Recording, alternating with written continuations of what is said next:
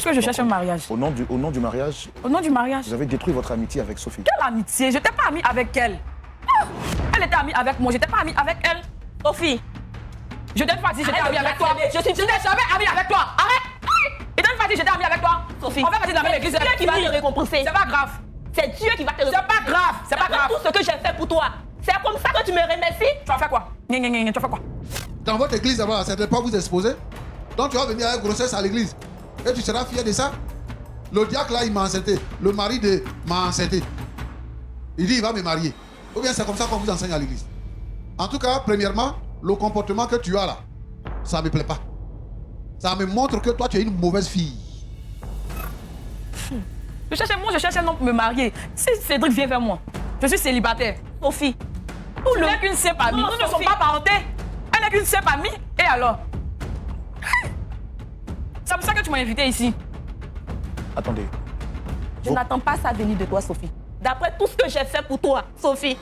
Tu vas faire quoi pour moi? C'est comme ça que tu me remercies. En prenant mon temps. Sophie. Je n'ai pas pris ton homme. Ton homme m'a pris. C'est pas la même chose. Non. La trahison est un sentiment qui, par moment, intervient dans des relations, dans des familles, dans des couples et qui détruisent des vies. Aujourd'hui, pour parler de ce sujet très important, nous allons recevoir une dame du nom de Daniel qui a été victime de trahison de la part de sa meilleure amie. Avant de découvrir son histoire, je vous dis chez vous, shalom, et que Point d'accord commence. Shalom, frère Cédric. Shalom. Comment est-ce que vous allez? Oui, ça va par la grâce de Dieu chez vous. Ça va très bien, par la grâce de Dieu. Dieu merci. Nous, on est content de vous recevoir Vraiment, sur le plateau de Point d'accord. vraiment. Shalom, dame Sophie. Shalom. Vous allez bien? Ouais, super bien. On est content également de vous recevoir sur le plateau de Point d'accord. Alors, je fais rapidement la présentation des différentes personnes. Je suis votre frère Roland. Juste en face, vous avez le pasteur Tchoumou et des frères et sœurs de l'église La Révélation de Dieu. Et notre docteur qui est juste à côté, docteur Aïssa Mireille. Alors, on va échanger en famille pour essayer de trouver une solution par rapport à un problème. Déjà, est-ce que vous reconnaissez la dame juste à côté de vous? Oui, bien évidemment, cette femme, c'est ma femme. Et voilà, je suis convoqué, bon, sur un plateau télé. Bon, en tout cas, c'est ma femme. Je ne sais pas pourquoi je suis là. Hein. Cette femme, c'est mon épouse. D'accord. Mon épouse, voilà. Je rappelle que vous êtes diacre au sein de votre assemblée. Oui, Et puis, vous nommez Monsieur Cédric. c'est tout. Oui. Dame, vous êtes Madame Sophie. Oui, effectivement. Et vous avez été sollicitée sur ce plateau par cette belle dame juste au milieu. Est-ce que vous la reconnaissez? Oui, une soeur de l'église. Et quels sont les rapports que vous entretenez? Une soeur de l'église, simplement. À part ça, rien d'autre. Alors, monsieur, madame, cette belle dame juste au milieu a demandé à vous voir parce qu'elle voudrait trouver une solution à un problème qui la tracasse depuis longtemps. D'accord. Et donc, elle aura besoin que vous lui prêtez oreille attentive pour savoir ce qu'elle a à vous dire. Et par la suite, je pense qu'on aura le temps d'échanger. D'accord, il n'y a pas de souci. Dame Sophie, Dame Daniel, allez-y, vous avez la parole. Cédric, Oui, mon cœur, qu'est-ce qui se passe? tu vas me demander qu'est-ce qui se passe? Oui, mais c'est normal que je te demande parce que je suis sur un plateau avec des personnes que je ne connais même pas. C'est normal que En fait, je suis là pourquoi en fait? Je veux savoir. Vous m'invitez sur un plateau, je ne sais pas de quoi parler. En fait, expliquez-moi. Parce que j'aimerais elle situer. Hein. En fait, je t'ai convoqué, soit. Comme ça fait un moment que tu ne décrochais pas mes appels. D'accord. Depuis la dernière fois, je t'ai avisé à propos de Sophie. Et tu es parti de la maison sans même me dire au revoir. Après ton voyage, je ne te vois plus. Je ne te voyais plus. Le pasteur t'appelait, tu refusais ses appels, tu refusais Bébé, d'aller s'il chez te lui. plaît, est-ce que tu trouves que c'est l'endroit idéal pour parler d'une histoire comme ça? Tu trouves? Mais À quoi tu joues? Daniel, à quoi tu joues? Tu sais quel grade j'occupe à l'église, tu sais ça au moins, tu me convoques sur un plateau de tournage et puis je sais pas. C'est quoi? Quel est le problème? si je t'ai convoqué, c'est pour qu'ensemble nous puissions Non, je sais trouver pas, une mais à quoi tu solution. joues? Tu veux me déshonorer, c'est ça? C'est ce que tu veux faire? À quoi tu joues? Excusez-moi, frère Roland. Franchement, comme j'ai dit déjà antérieurement, je ne sais pas pourquoi je suis ici. Mais vous voyez, cette femme, c'est ma femme en fait. Bon, elle parle de quelque chose que je ne comprends pas. Bon, même si c'est un problème, je pense que, voilà, c'est notre foyer, on peut parler à la maison. Mais pas ici quand même. Alors, d'après ce qu'elle a dit, elle a tenté par tous les moyens de trouver une solution avec vous, mais ça n'a pas été le D'accord, cas. je ne coupe pas votre parole. Vous êtes marié, non? Bien sûr. Vous êtes marié? Oui. Accepterez-vous que votre femme vienne vous exposer sur un plateau de tournage? Vous accepterez ça? Non, mais Est-ce que vous accepterez ça? non, en fait, ne prenez pas... Non, mais attends, non. Monsieur, s'il vous plaît. Sincèrement, je suis désolé. S'il vous plaît. Je suis désolé, S'il vous plaît. je suis désolé. Non, s'il vous plaît. À quoi tu joues? Rasseyez-vous. À quoi tu joues? Rasseyez-vous, s'il vous plaît. À quoi tu joues? Je ne comprends pas. À quoi tu joues? Pourquoi me fais ça à moi? Pourquoi me fais ça à moi? Tu trouves ça normal? Monsieur Cédric. Tu trouves ça normal? Non, monsieur Cédric, d'accord. Écoutez, nous sommes, je pense que vous connaissez un peu l'histoire de la foi, mais je suis diacre de mon église en fait. Elle me convoque sur un plateau pour me parler, pour m'exposer, parler des problèmes qu'on a. À quoi tu joues? Sincèrement, pour tout le respect que j'ai pour vous, je vais demander à rentrer. S'il vous plaît. Sincèrement, je vais demander à rentrer. Non, s'il vous plaît. Merci. S'il vous plaît. Merci beaucoup. S'il vous plaît. Excusez-moi. Revenez. Revenez, s'il vous plaît. Monsieur. Monsieur. Pasteur Tchoumo, Oui. les choses sont difficiles. Ah, c'est compliqué, hein? Alors, Dame Daniel, votre mari, il est parti parce qu'il estime que vous l'avez exposé, ce qui n'est pas le cas parce que je pense que vous êtes venu ici pas pour l'exposer, mais pour trouver une solution. Dame Sophie, alors, cette dame que vous voyez là, vous avez dit que vous êtes son amie à l'église, rien de plus. Elle nous a fait savoir sur ce plateau que depuis un certain moment, votre relation a pris un coup parce que vous entreteniez des rapports intimes avec son époux. Je ne suis pas allée vers son époux, c'est son époux qui est venu vers moi. Je n'ai rien à voir avec leur problème de couple. Ça, c'est entre eux. Je ne suis pas allée vers lui. Il est venu vers moi. Tu veux que je fasse quoi? Mais vous êtes chrétienne? Chrétienne, oui, mais je cherche un homme pour me marier. Je cherche un homme pour me marier. Si Cédric vient vers moi, je suis célibataire. Sophie. Tu n'es qu'une simple amie. Non, Nous ne sommes Sophie. pas parentés. Elle n'est qu'une simple amie. Et alors? C'est pour ça que tu m'as invité ici. Attendez. Je n'attends pas ça venir de toi, Sophie. D'après tout ce que j'ai fait pour toi, Sophie. Tu vas faire quoi pour moi? C'est comme ça que tu me remercies. En prenant mon homme. Sophie. Je n'ai pas pris ton homme. Ton homme m'a pris. C'est pas la même chose. Mais au moins, vous avez... vous entretenez des rapports quand même très étroits avec cette dame. C'était votre amie. Elle entretenait des rapports avec moi. Est-ce que moi, j'entretenais des rapports avec elle? Mais elle vous considérait comme sa meilleure amie. Moi, non. Moi, non. Et ça fait combien de temps déjà que vous avez des relations intimes avec son mari? Pratiquement 6 mois. 6 mois, oui. Mais quand il est venu vers vous, sachant que c'est le mari de votre sœur, vous auriez pu refuser au nom de la morale spirituelle. Oui, dans les débuts, je refusais. Mais Cédric m'a promis le mariage. Elle m'a dit que comme sa femme ne lui faisait pas d'enfant, il va me prendre comme une deuxième femme. Ou si je vais, il va chasser sa femme pour moi. Puisque je cherche un mariage. Au nom du mariage, Au nom du mariage. vous avez détruit votre amitié avec Sophie. Quelle amitié? Je n'étais pas amie avec elle. Ah! Elle était amie avec moi, je n'étais pas amie avec elle. Sophie. Je t'ai pas dit que j'étais Arrête amie de avec toi. blaguer. Je n'ai jamais amie avec toi. Arrête! Je t'ai pas dit que j'étais amie avec toi. Sophie. On va vas-y dans l'église. C'est Dieu qui va te récompenser. C'est pas grave. C'est Dieu qui va te C'est pas grave. C'est pas D'après grave. tout ce que j'ai fait pour toi. C'est comme ça que tu me remercies. Tu vas faire quoi? Tu vas faire quoi? Je te laisse avec Dieu. C'est pas grave, je te laisse aussi avec Dieu. Je te laisse avec Dieu. Si vous étiez à la place de Sophie quand vous avez fait ce que vous venez de faire, est-ce que vous auriez aimé à la place de Daniel? Dieu merci, je ne suis pas à sa place. Est-ce que vous croyez que Dieu paye aux hommes les actions qu'ils posent? Oui, peut-être. Oui, Pour vous, l'amitié, est-ce que ça existe? l'amitié existe. Mais il faut connaître sa place dans la vie des gens. L'amitié n'existe pas. Si Ça existe. l'amitié n'existait, tu n'allais jamais me faire cela. Il dit qu'il faut connaître sa place dans la vie des gens. Tu connaissais ta place dans ma vie? Aïe! Oh, c'est la femme. Oh, Seigneur. Sophie, sache que tu vas payer pour ce que tu fais. Tu veux faire quoi? Tu vas payer pour Non, ce que tu m'as je fait. suis obligée de refuser, je ne refuse pas. Aïe! Tu n'es qu'une camarade, tu n'es pas ma soeur. Nous ne sommes pas parentés. Aïe, nous ne sommes pas parentés. Pasteur Tchoumo, je pense qu'aujourd'hui, il faut que je demande votre permission pour essayer de faire revenir M. Cédric. Parce que c'est lui qui est au cœur de cette histoire. Et ce serait vraiment injuste de trouver un point d'accord sans qu'il ne soit là.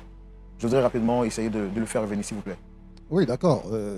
Vous n'avez pas besoin de ma permission, c'est pour lui qu'on est là. Bien sûr. Donc, il ne devrait pas partir. Et d'ailleurs, moi, je voudrais conseiller désormais que vraiment tout soit fermé ici, pour ne pas que les gens nous laissent sur le plateau pour partir. Si quelqu'un a décidé de venir, il faut qu'il reste pour qu'on finisse avant de partir. C'est un manque de respect pour nous. Bien sûr. Voilà. Merci, pasteur. Vous m'accordez un instant, je reviens.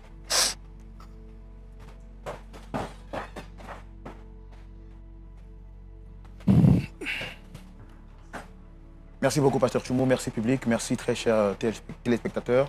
Nous sommes de retour avec notre frère, le frère Cédric. déjà, je voudrais vous dire que nous, on n'est pas ici pour vous exposer. C'est l'idée que vous avez eue. Notre objectif, ce n'est pas de vous exposer. Vous avez dit tout à l'heure que cette dame est votre épouse et c'est elle qui a demandé à vous rencontrer pour trouver une solution parce qu'elle vous aime réellement. Le plateau de Point d'accord, comme son nom l'indique, est une émission qui réconcilie les familles, les cœurs et toutes sortes de sujets un peu délicats. Donc, elle a bien voulu nous faire confiance pour essayer de trouver une solution à ce problème difficile qu'elle traverse. Loin de nous, l'idée de jeter sur vous le discrédit. D'accord. Alors donc, vous avez quelque chose à dire? Oui, d'abord, je tenais à m'excuser pour le comportement que je venais d'avoir de suite. Parce que vraiment, j'étais dans un état, vraiment, c'est pas facile, en fait. Vous voyez, voir votre femme venir parler des problèmes conjugaux, bon, franchement, pour moi, c'est déshonorant, mais vraiment, je tenais à m'excuser auprès des hommes de Dieu qui sont là. Parce que nous sommes tous dans la foi chrétienne, donc vraiment, sincèrement, mes excuses. Voilà, je pense que, vu que nous sommes là, voilà, on va essayer d'écouter ce qui se passe et puis bon. Voilà. Alors, en fait. Merci vraiment pour votre humilité. Pasteur Toumou, oui. Vraiment au nom du frère Cédric, on présente encore toutes nos excuses. Ok. Voilà, pour ce manque de respect. Très chers téléspectateurs, veuillez vraiment excuser notre frère. Oui. Alors, à votre absence, votre épouse a eu à dire que vous entretenez des rapports intimes avec sa meilleure amie qui est là, Dame Sophie. Dame Sophie a également reconnu que vous êtes venu vers elle et que vous entreteniez des rapports. Qu'est-ce que vous avez à dire, vous, par rapport à cela? D'abord, concernant cette histoire, vraiment, c'est pas facile pour un homme parce que ça fait 5 ans maintenant que nous sommes mariés. Depuis 5 ans, il n'y a personne qui m'a dit une fois, papa, j'ai besoin d'argent pour quoi que ce soit. Il n'y a personne qui a pleuré à mon oreille, il n'y a personne. C'est vrai que, par ma position que j'occupe à l'église, qui ne me donne pas le privilège de faire certaines choses, ou qui ne me donne pas le droit de faire certaines choses, vraiment, je me suis laissé emporter par cette situation-là. Et je reconnais tout c'est dit, je reconnais ce que ma femme a dit, je reconnais ce que la sœur Sophie aussi a dit. Vraiment, c'est pas facile. C'est vraiment pas facile. 5 ans sans enfants. Mais 5 ans de mariage sans enfants, est-ce que ça justifiait le fait d'avoir des rapports intimes avec la meilleure amie de votre épouse? Ça ne justifiait pas forcément, mais mon frère Roland, oui. Vous avez des enfants? Oui. Ça ne justifie toujours pas, mais écoutez, je ne sais vraiment pas ce qui m'a pris. À vrai dire, mais on était déjà dans le feu de l'action. J'ai mal de le dire aujourd'hui, surtout à une émission. J'ai bien voulu faire comprendre à ma femme la situation. Mais bon, elle a compris ça comme une femme en fait. Elle a compris ça comme une femme. Elle m'a demandé de patienter. Certes, on a prié. On a fait des jeûnes. On a fait tout ce qui était en notre pouvoir. Moi, je peux dire, je me suis un peu laissé emporter par mon désir ardent d'avoir un enfant. Voilà pourquoi j'ai eu des rapports avec celle avec qui elle priait, qui est sa confidente. Vous reconnaissez qu'elles étaient de bonnes amies? Oui, elle venait souvent à la maison. Prier. Elle priait tous deux ensemble. Je peux dire aussi que c'est de là que tout est parti. Elle, je la vois à l'église, elle est responsable des chants. Tu la voyais en tant que ma camarade ou bien tu la voyais en tant qu'une fille de l'église? S'il te plaît, s'il te plaît, s'il te plaît. Il m'a promis le mariage. Pourquoi tu joues? Cédric, ne joue pas à ce jeu. Tu m'as promis le mariage. Toi, oui tu ou l'as non? fait. Non, mais il m'a promis le mariage. Tu ne peux pas me dire que tu l'as fermé. Il m'a promis le mariage. Tu ne peux pas gâter mon nom cadeau. Il m'a promis le mariage. Cédric, attends. Chérie, ne fais pas ça. Cédric, c'est à moi que tu fais ça. Lève-toi. Cédric, c'est à moi que tu fais ça. Lève-toi, s'il te plaît. S'il te plaît, bébé, lève-toi. Lève-toi, arrête ça, bébé. S'il te plaît. Cédric, c'est à moi que tu fais ça, Cédric. S'il te plaît. S'il te plaît. Pardonne-moi. Pardonne-moi, s'il te plaît. S'il te plaît. S'il te plaît. Vous lui avez promis le mariage, c'était pour de vrai ou c'était juste pour avoir des rapports avec elle? Vous savez, souvent nous les hommes, nos réactions, souvent ne sont pas vraiment pensées, vous voyez. Est-ce que vous, madame, vous l'aimez réellement ou c'est juste parce que vous avez envie d'avoir un enfant? Oui, je l'aime. À quoi tu joues? Mais je t'aime. À quoi tu joues? Je t'aime, oui. Tu m'as promis le mariage. Tu veux toi aussi m'exposer, c'est ça? Je t'aime. C'est ce que tu veux faire? Je t'aime. Pasteur Toumou, Donc ton frère Cédric est entre deux feux, Oui. qui choisit entre Sophie, à qui il a promis le mariage et qui dit aujourd'hui l'aimer fortement, et sa femme avec qui il est marié depuis 5 ans, sans enfant. Mais votre intervention et votre orientation, ça sera tout de suite à la rubrique, dans notre rubrique, à la loupe de la parole. Oui. Que faire dans ce genre de situation? Premièrement, je veux dire que l'amour est de Dieu. La Bible dit que quiconque aime est né de Dieu. Celui qui n'aime pas n'a pas connu Dieu. La Bible dit aussi que car Dieu a tant aimé le monde, qu'il a donné son Fils unique, afin que quiconque croit en lui ne périsse point, mais qu'il ait la vie éternelle. La Bible dit l'homme doit aimer sa femme. Le sens de aimer sa femme là. L'amour est sans condition. Dans le livre de 1 Corinthiens 13, la Bible nous présente ce que c'est que aimer. Alors, j'ai dit tout ça pour développer ma pensée. C'est-à-dire que nous sommes des frères et des sœurs en Christ. Nous sommes rachetés par le sang de Jésus et nous sommes liés par l'amour de Dieu. Qu'on soit mari et femme ou qu'on ne soit rien et tout ça. Donc nous sommes des frères et des sœurs liés par l'amour. Donc tous les actes qu'on pose doivent être guidés, conditionnés par l'amour. Maintenant, quand on doit aller dans le mariage, quand on décide d'épouser une femme, quand on décide d'épouser un homme, c'est un contrat de vie. C'est pour ça que on dit que l'homme ne sépare pas ce que Dieu a joint. C'est-à-dire que dans le malheur, dans la joie, dans la santé, dans la maladie, jusqu'à ce que la mort nous sépare. On ne se marie pas pour faire des enfants. On se marie parce qu'on s'aime. Maintenant, aujourd'hui, il y a des choses qu'on peut contrôler qu'on ne pouvait pas faire avant. Parce que la médecine moderne nous permet de le faire. Chez nous, par exemple, avant que les jeunes gens ne se marient, on leur donne l'occasion de faire des examens. Ils vont à l'hôpital, ils font des examens pour voir que s'il n'y a pas de problème. Par exemple, l'examen de VIH, par exemple, ils s'en vont pour faire les tests. Je voudrais ajouter aussi que si les gens veulent se marier dans l'église, ils doivent faire des tests pour voir s'ils sont compatibles. Pour voir si l'un d'entre eux n'est pas malade. Si quelqu'un est stérile, c'est qu'il est malade.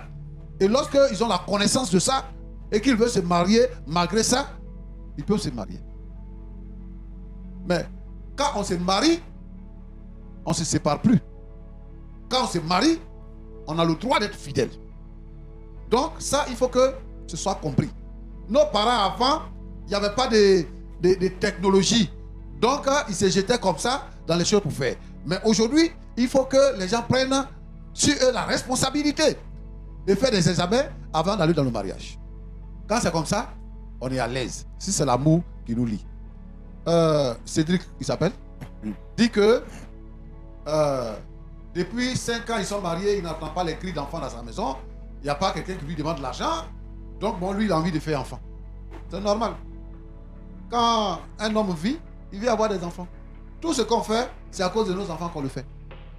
Mais seulement que ils doivent chercher les causes pour savoir pourquoi les deux ne peuvent pas faire des enfants. L'infidélité est une chose grave. L'infidélité est une chose grave. Lui, il est là sur ce plateau. Il dit il va épouser l'autre fille parce qu'elle est enceinte. Qu'est-ce qui prouve que c'est lui qui l'a enceinte? Qu'est-ce qui prouve que c'est lui qui l'a enceinte? Elle est enceinte, bien sûr. Il a eu des rapports avec elle, bien sûr. Peut-être que c'est lui-même qui est malade. Est-ce qu'il a cherché les raisons? Il n'a pas cherché les raisons. Donc, de ce point de vue-là, je pense qu'il faut que ce soit fait. Maintenant, je veux m'adresser à... C'est Sophie? Sophie. Je veux m'adresser à Sophie. Sophie, ça fait combien de temps que tu es chrétienne? 2 ans. 2 ans. Et on t'a confié la responsabilité du groupe musical. C'est ça. Le groupe musical existe il n'y a pas longtemps ou bien... C'était là avant moi. On a vu que tu es zélé, donc on t'a confié le groupe musical. Pas zélé. Oui, parce que je sens que vraiment tu es à l'aise de devenir la femme de quelqu'un qui est déjà marié. Si toi tu es une chrétienne, si tu es chrétienne, tu sais que ça ne se fait pas. Quelqu'un qui est déjà marié, il est marié légalement. Il est marié devant la loi, il est marié devant le Seigneur. Et tu dis que lui, il t'a promis le mariage, toi tu cherches mari. Donc, s'il dit va te marier, tu es d'accord. Et tu dis que tu es enceinte de lui. Tu es à l'aise avec ça. Moi, je ne sais pas ce que vos pasteurs la voient en vous pour vous confier des responsabilités. Un diacre qui sort avec la responsable du groupe musical. Roland, faut voir ça. Dans l'église, un diacre qui sort avec la responsable du groupe musical. Et qui, ça va, c'est ça qui n'est pas exposition. Dans votre église, ça va, c'est pas vous exposer. Donc tu vas venir avec grossesse à l'église. Et tu seras fier de ça. Le diacre là, il m'a enceinté. Le mari de m'a enceinté. Il dit, il va me marier. Ou bien c'est comme ça qu'on vous enseigne à l'église. En tout cas, premièrement, le comportement que tu as là, ça ne me plaît pas. Ça me montre que toi, tu es une mauvaise fille. Et que toi là, l'homme qui va te marier là, il va souffrir toute sa vie. Tu n'as même pas de retenue, tu n'as pas de regrets, rien. Et tu oses dire à ta meilleure amie, c'est toi qui étais mon ami, moi je ne suis pas ton ami. Il dit, il va me marier et puis après, je n'ai rien fait de mal. Tu te justifies dans ce contexte-là? Non, tu es une mauvaise fille. Tu es une mauvaise fille. Et je veux que tu arrêtes ce comportement-là. Au contraire, moi je pensais que tu allais dire, ah, ma soeur, vraiment ça s'est passé comme ça, je te demande pardon. Mais tu hausses le ton. Il faut arrêter ça. Mon frère Cédric, Pasteur. qu'est-ce qui t'a amené jusqu'à ce point, mon diacre? Qu'est-ce qui t'a amené jusqu'à ce point? Sincèrement, c'est comme je disais, c'est le diable. C'est le diable. C'est le diable. Parce que Et tu as déserté la maison. Tu ne prends plus les appels de ta femme. Tu l'as même mis sur la liste noire. Non, c'est pas ça. En Ouais. fait, on a tellement eu à échanger sur ce sujet. Elle me posait chaque fois la même question. Je ne trouvais plus quoi dire. Regarde là. Regarde son Cédric, aspect. diable, il est enceinte, il parle de diable. Une belle femme comme ça. Et regarde comment elle est devenue. Regarde comment elle est devenue. Il fait quoi de mon enfant, Cédric? Donc moi, ce que je veux, c'est que tu puisses te réconcilier avec ta femme. Si tu penses que c'est le diable qui t'a eu, D'accord. alors, répands-toi. Et reviens à ton premier amour. Reviens à ta femme. Et reviens à l'église. Parce que tu vas plus à l'église aussi maintenant. J'ai été mis par mon pasteur parce que, bon, elle lui a porté l'information. Il m'a démis de mes fonctions de diacre. Donc vraiment, c'est tout cet environnement-là qui m'a... Bébé, pardonne-moi. Tu sais ce qui t'attend? C'est la mort qui t'attend. Parce que la Bible dit, le salaire du péché, c'est la mort. Quand tu quittes la grâce de Dieu et que tu n'es plus sous la protection de Dieu, le diable peut te tuer à n'importe quel moment. Parce que ce qui te fait vivre, c'est la grâce de Dieu. Quand tu quittes la grâce de Dieu, le diable peut te tuer à n'importe quel moment. Et je voudrais interpeller tous ceux et celles qui sont dans l'église, qui quittent sous la grâce de Dieu, parce qu'ils ont vu un miel. Et ils vont manger ce miel-là. C'est la mort qui est cachée au cœur de ce miel-là. Repends-toi et abandonne cette fille-là, réconcilie avec ta femme. Roland, c'est ce que je peux dire. Merci beaucoup. Voilà. Comment vous vous sentez, Dame Danielle, après l'intervention du pasteur? En quelques mots, s'il vous plaît. Bon, après l'intervention du pasteur, d'abord, j'aimerais lui dire merci pour ses conseils. Je me sens un peu réconfortée. Mais je veux que mon homme me revienne. Votre femme dit qu'elle souhaite que vous reveniez à la maison. Après les mots du pasteur, Monsieur Cédric, le diacre, est-ce que vous reconnaissez votre tort? Est-ce que vous êtes prêt à reprendre votre épouse? Je dis aux yeux de tout le monde, je reconnais mon tort. Je reconnais mon tort. Je demande pardon à ma femme. Mais aujourd'hui, la situation délicate dans laquelle nous sommes, où la sœur dit aussi qu'elle est enceinte de moi, vraiment je ne sais pas quoi faire. Franchement, parce que j'ai envie d'avoir un enfant. D'accord, je m'en remets à Dieu. Je pense que avec le temps, les choses vont s'améliorer. Je pense que les choses vont s'améliorer avec le temps. Ok. Mais pardonne-moi, s'il te plaît. Pardonne-moi. Pardonne-moi, s'il te plaît. Dame Sophie, est-ce que vous êtes prêt à laisser le mari de votre ami? Non, c'est pas possible. C'est pas possible, puisque j'attends un enfant de lui. Je fais comment? m'a promis le mariage. Et maintenant, je suis enceinte. Je fais comment? Mais vous saviez qu'il était marié quand il vous faisait cette promesse. Mais elle ne fait pas d'enfant. Est-ce une raison pour vous de lui reprendre son mari? Je cherchais un mariage. Et les paroles du pasteur Tchoumo ne vous ont point... Si, ça m'a un peu touché, mais je cherche un mariage. Pardon, mon bébé. Pasteur, Oui.